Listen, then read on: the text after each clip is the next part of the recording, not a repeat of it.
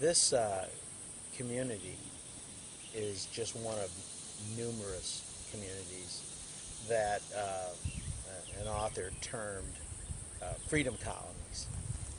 And I love that term because when you think about colonies and you think about the 13 original colonies and freedom from,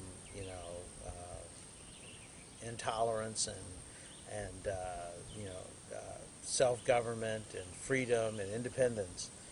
In 1865, when the Civil War ended, 2 years after the Emancipation Proclamation, communities were formed.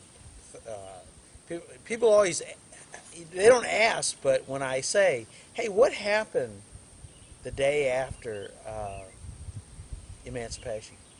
And people go, I don't know. And I said, well, people got busy. The reality is that three things happened. People were driven away from their land. People were, unfortunately, there was violence and people were killed. But the third option is the one that I believe dominated. A place was made in America for people who were formerly slaves. And here in Mount Union, we formed a freedom colony upon Mount Union and Magnolia Springs that consisted of these former slaves who had basically been part of the Sheridan Alexander Wright League. And in some instances, they were actually related to them, like we believe my great-grandfather, Benjamin Wright.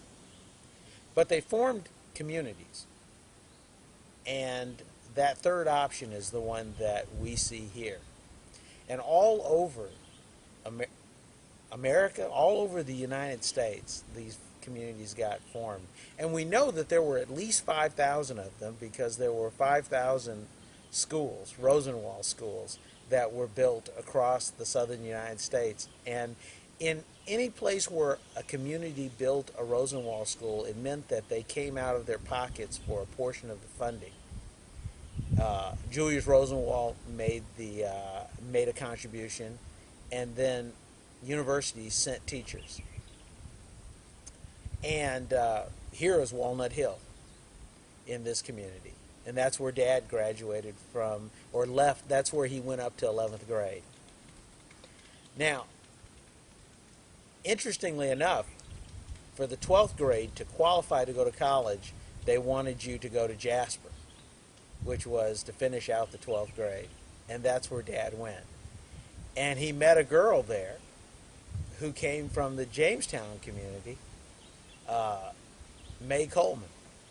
Father was an undertaker and a county agent. And they met. Dad fell in love. She fell in love. And 4 years later, in college, they got married.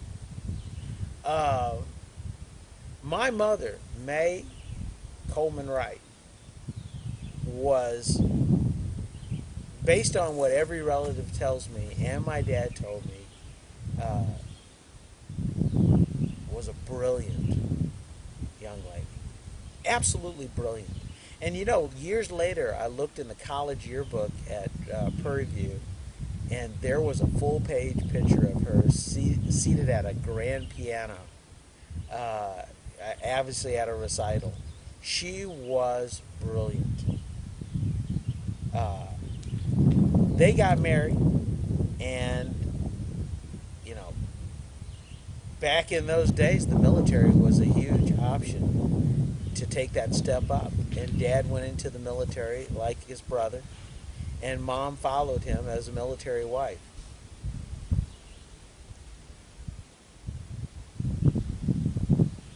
And I don't have all the memories of her brilliance. I don't have all of my memories of my mother are not of brilliance. Those are stories that I hear from people. Because by the time I really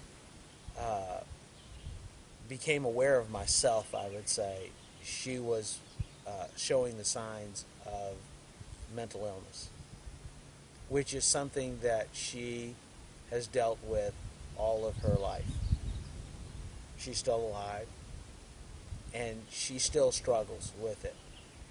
And I lived with that most of my life. My sister and I did.